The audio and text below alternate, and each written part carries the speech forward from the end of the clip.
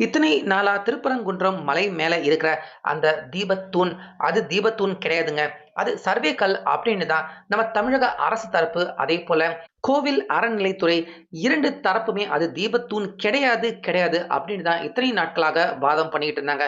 நம்ம எல்லாருமே கூட இந்த வழக்குல கோவில காக்க வேண்டிய அறநிலைத்துறை அவங்களே அது தீபத்தூண் இல்ல அப்படின்னு சொல்றாங்களே அப்படின்னு நம்ம எல்லாருமே கூட இதுக்கு முந்தைய தகவல் வெளியாயிருந்தப்ப அத பார்த்திருந்தோம். ஆனா, இப்ப இன்னைக்கு மதுரை கிளை பெஞ்ச்ல இந்த வழக்கு விசாரணைக்கு வந்திருந்தப்ப, கோவில் தரப்பு, அதேபோல அரசு தரப்பு 2 பேருமே அது தீபத்தூண் தான் அப்படிங்கிற மாதிரி, அறநிலைத்துறை அதேபோல அரசு தரப்பு 2 பேருமே அது தீபத்தூண் தான் அப்படிங்கிறத ஒத்துக்கிட்டு இருந்திருக்காங்க. ஆனா, அதுக்கு பின்னாடியே தான் அவங்க ஒரு ட்விஸ்ட்ட வச்சுட்டு தான் அவங்க அது தீபத்தூண் தான் அப்படிங்கிறத ஒத்துக்கிட்டு இருந்திருக்காங்க. அப்போ இத கேட்ட நீதிபதிகள் அவங்களே ரொம்ப பெரிய அளவுல ஷாக். ஏன்னா ஃபர்ஸ்ட் தீபத்தூண் கிடையாது அப்படின்னு சொன்ன அவங்க, இப்ப அது தீபத்தூண் அப்படிங்கிறத ஒத்துக்கிட்டு இருக்காங்க. அதுக்கு பின்னாடி சொன்ன விஷயங்கள், அந்த கதை எல்லாத்தையுமே கேட்டு நீதிபதிகள் அவரு அதிர்ச்சி அடைஞ்சிருக்காரு. அவர் மட்டும் கிடையாது. அங்க நீதிமன்றத்துல அரங்கேறிந்த அந்த சம்பவத்த பார்த்து அங்க இருந்த எல்லாருமே ஒரு நொடி அதிர்ச்சி அடைஞ்சு தான் போயிட்டாங்க. அது தீபத்தூண் தான் அப்படின்னு ஒத்துக்கிட்டத பார்த்து. ஆனா, அதுக்கு அப்புறமாக தான் உண்மையான ட்விஸ்டான சம்பவமே அங்க அரங்கேறியிருக்கு. அடுத்தபடியாக நீதிபதிகள், அரசு தரப்பு அதேபோல அறநிலைத்துறை 2 பேருக்குமே நீதிபதிகள் அவங்க எழுப்பின கேள்வி, தற்போது பதில் இல்லாம அரண்டு போய், மிரண்டு போய் இன்னைக்கு நீதிமன்றத்துல நின்றுருக்காங்க அறநிலைத்துறை, அதேபோல அரசு தரப்பு.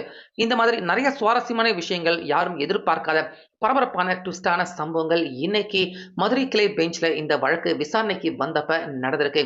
அது எல்லாமே என்னென்ன அப்படின்னு தெளிவா டீட்டெயிலா இந்த வீடியோவுல பார்க்கலாம். ஸோ வீடியோவ அதனால கடைசி வரைக்கும் ஸ்கிப் பண்ணாம மட்டும் பாருங்க.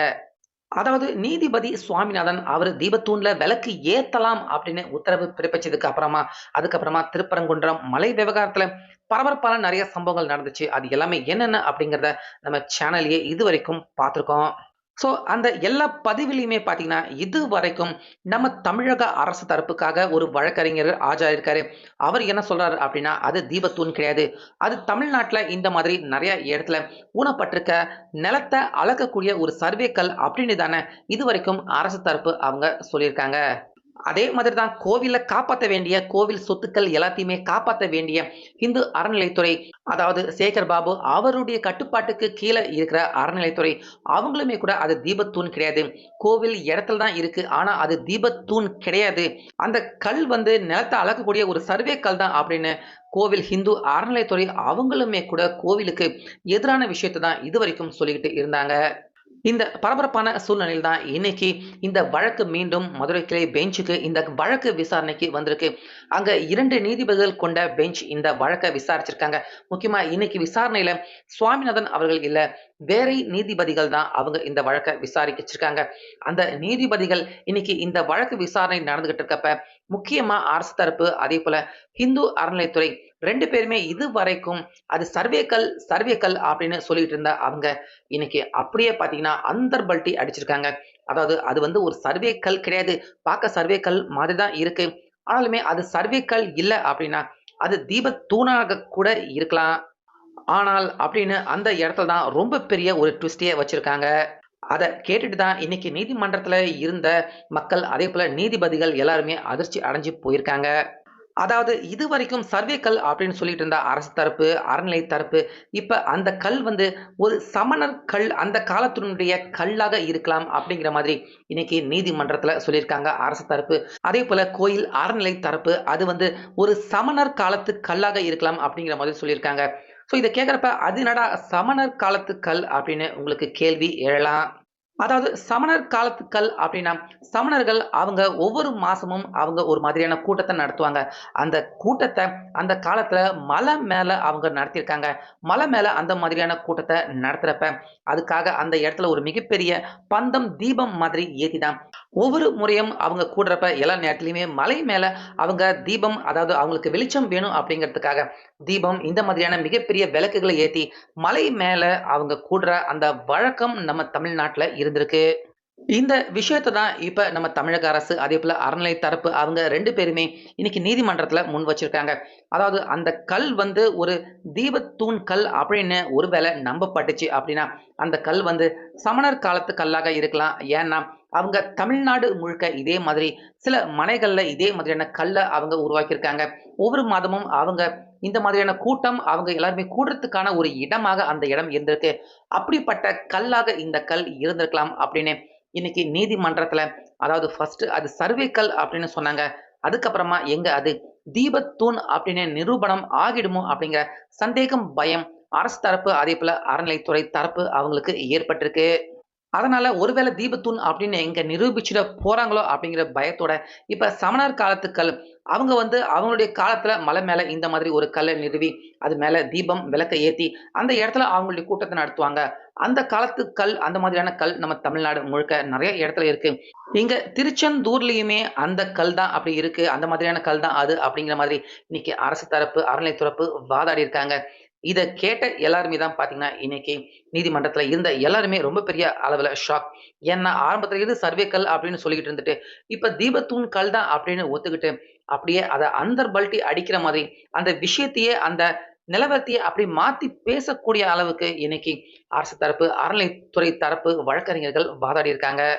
இத கேட்ட நீதிபதி அவர் பயங்கரமா கடுப்பாயிட்டாரு. பயங்கரமாக ஷாக் ஆயிட்டாரு. அதுக்கப்புறமா அவர் கேட்ட கேள்வி இன்னைக்கு நீதிமன்றத்திலேயே ஒரு ஹைலைட் ஆன விஷயமாக, ரொம்ப பெரிய ஒரு எல்லாருமே உற்று பார்க்கக்கூடிய ஒரு முக்கியமான விஷயமாக இந்த வழக்குல மாறியிருக்கு. ஸோ 2 நீதிபதிகள் கொண்ட அமர் பெஞ்ச் அவங்க இந்த விஷயம் எல்லாத்தையுமே கேட்டுட்டு, பதிலுக்கு அரசு தரப்பு, அறநிலை தரப்பு அவங்க கிட்ட என்ன கேட்கறாங்க அப்படின்னா, ஒருவேள சமணர் காலத்து கல் அந்த கல் அப்படின்னு நீங்க சொல்றீங்க. அது தீபத்தூண் கிடையாது அப்படின்னு ஆரம்பத்துல இருந்து சொன்னீங்க. இப்ப தீபத்தூணாக இருக்கலாம். அப்படி இருந்தால் அது சமணர் காலத்துல அந்த இடத்துல மக்கள் கூடுறதுக்கான ஒரு வெளிச்சத்துக்காக பயன்படுத்தின ஒரு கல்லாக இருக்கு அப்படின்னு நீங்க சொல்றீங்கல்ல. சரி, உங்க வாதத்த ஒருவேளை நாங்க ஏத்துக்கிறோம் அப்படின்னே வச்சுக்கலாம். அப்படின்னா இப்ப இந்த காலத்துல அந்த தூண் மேல தீபத்த ஏத்தி அந்த இடத்துல இந்துக்கள் கூடுற மாதிரியான ஒரு விஷயத்த செய்யலாமா? அப்படி செஞ்சா உங்களுக்கு அதுல ஏதாவது கஷ்டம் இருக்கா? கஷ்டம் ஏற்படுமா? அப்படிங்கிற மாதிரி நீதிபதி கேட்டிருக்காரு. அதாவது ஆரம்பத்துல இருந்தே திருப்பரங்குன்றம் மலை மேல தீபத்த ஏத்தக்கூடாது. கார்த்திகை தீபத்துக்கு தீபம் ஏத்தக்கூடாது அப்படின்னு வாதம் பண்ணிக்கிட்டு இருக்காங்க. அதாவது கார்த்திகை தீபத்துக்கு ஏத்துனா அட்லீஸ்ட் வருஷத்துக்கு 1 நாள் தான் ஏத்திட்டு அதோட விட்டுருப்பாங்க. இப்ப சமணர் காலத்துல தமிழர்கள் பயன்படுத்தின ஒரு கல், அது தீப கல்லாக அந்த கல் இப்ப நிரூபிக்கப்பட்டுச்சு அப்படின்னா, இந்துக்கள் அங்க மலை மேல கூடுறப்ப அவங்க எப்ப வேணாலும் அந்த விளக்க ஏத்திக்கலாம். வெளிச்சத்துக்காக அந்த விளக்க பயன்படுத்திக்கலாம் அப்படிங்கிற மாதிரி இப்ப அரசு தரப்பு, அறநிலை தரப்பு அவங்களே இந்த வாதத்த முன் வச்சிருக்காங்க. இத கேட்ட நீதிபதி அவர் அப்போ கார்த்திகை தீபத்து அன்னைக்கு நீங்க விளக்கு ஏத்த விடல. ஆனா இப்ப இந்துக்கள் அதேபோல தமிழர்கள் மலை மேல அவங்க கூட்டம் நடத்துறதுக்கு, அவங்க கூடுறதுக்கு அப்படிப்பட்ட ஒரு விளக்காக அது இந்த காலத்துல இப்ப பயன்படுத்திக்கலாமா? அதுல உங்களுக்கு ஏதேனும் ஆட்சேபணம் இருக்கா? அப்படின்னு நீதிபதி கேட்டிருக்காங்க. ஸோ இது நீதிபதி கேட்டதுமே அவங்க யாருமே சத்தியமா எதிர்பார்க்கல. ஏன்னா ஆரம்பத்துல இருந்து இப்ப வரைக்கும் அந்த கல்லுல தீபம் ஏத்தக்கூடாது அப்படிங்கிற வாதத்த தான் தொடர்ந்து முன் வச்சுக்கிட்டு இருக்காங்க. அறநிலைத்துறை அதேபோல அரசு தரப்பு.